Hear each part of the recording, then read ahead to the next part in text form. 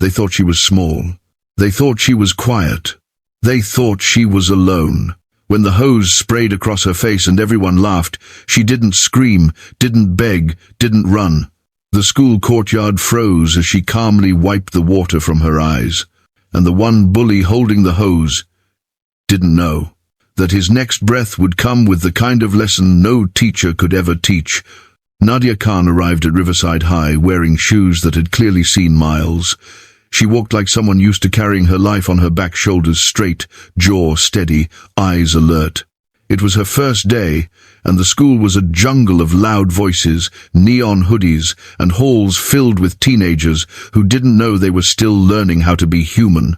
She stepped through those doors with a backpack, a folded schedule, and a promise she made to her grandmother. Never start a fight, but never walk away from one that already found you. No one knew who she was. That anonymity was her shield, a quiet comfort in a world that had judged her before they learned her name. She found her first class, sat quietly, and noticed how people stared. Her clothes weren't branded. Her hair wasn't dyed. She didn't speak unless spoken to.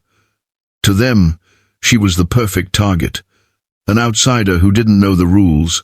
Enter Hayden Keller, the boy who thought he ruled the school.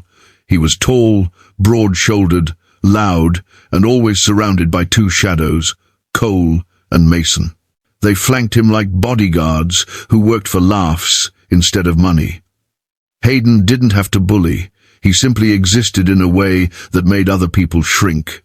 Teachers feared complaining to the principal, students whispered in hallways, and no one dared to look him in the eyes. When Nadia sat alone at lunch that day, Hayden noticed her. He was flipping a basketball in one hand, leaning against the bench like a king surveying his territory. His friends noticed her too. They exchanged looks, not the kind of looks you give when you notice beauty, intelligence, or strength, but the looks creators give their next prank. "New girl," Mason muttered, nodding toward her plate. "Doesn't talk, doesn't smile, doesn't exist." "Perfect," Hayden replied. He approached her with the confidence of someone who believed the world was his comedy stage. "Hey," he said, tapping the table with his knuckles. "What's your deal?" Nadia lifted her eyes. Calm, not intimidated, not impressed. "I'm just having lunch," she said plainly. "Wrong answer." Hayden smirked. No, your deal. Everybody's got one. Are you mute? Are you weird? Are you one of those charity cases who likes to feel special?" The cafeteria laughed, not loudly but enough. People always laugh when they think they're standing back from the fire, never realizing it's heading straight toward them. Nadia didn't break eye contact. "I don't have a deal," she said. "I'm just new." Hayden leaned closer. "Well, welcome to Riverside." And then, with a grin that had ruined so many days before hers, he flicked a grape at her shirt. She ignored it.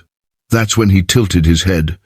He had expected her to react, to flinch, recoil, or plead. Instead, she simply breathed, calmly, like someone who had seen worse. He did not like that. The next day, Nadia walked through the courtyard.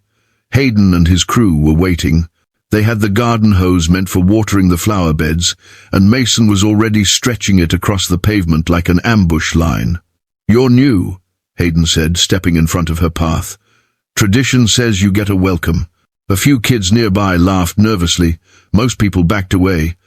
Someone muttered, "Hayden's doing it again." But no one helped. They never did. Nadia spoke gently. "I don't want trouble." Hayden grinned. "But trouble wants you." He nodded to Cole. Water exploded from the hose. Cold. Violent. It hit her chest, her face, her bag, her hair. The courtyard erupted in laughter. Water dripped from her eyelashes as she stood still, breathing slowly, head slightly tilted, like she was remembering something far away. The bullies expected humiliation. They expected her to run, to cover her face, to scream. Instead, she lowered her eyes to the pavement and placed her backpack down. Cole whispered, "Is she going to cry?" Hayden scoffed. "She's going to do nothing." Nadia wiped her cheek with the back of her hand. Her voice was steady. "Turn it off." The laughter died a little, unsure. Hayden stepped closer, smug. Or what? Something in her gaze changed, and anyone who was watching closely would have seen a line of history behind those eyes. Years of training mats, bruised shins, disciplined instructors, sweat, repetition, and a mother whispering, "Control is the difference between power and chaos." Nadia stepped forward. Hayden expected a shove, a scream, maybe a timid attempt to run. He got none of that. She raised her leg. One swift, controlled kick. Not wild, not angry, precise. Her heel struck the metal hose nozzle in Cole's hand. It flew from his grip and snapped back like a snake, smacking Hayden across the knee. He stumbled with a gasp, twisting in shock as dozens of students fell silent.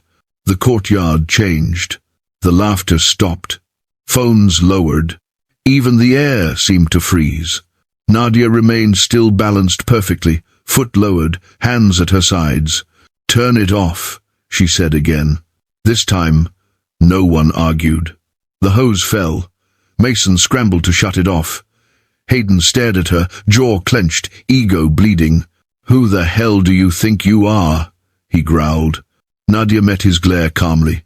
"Someone who doesn't like hurting people," she said. "But I know how." And every whisper, every rumor that day began with the same 3 words. "Did you see? Strength isn't about breaking bones. It's about breaking egos, starting with your own."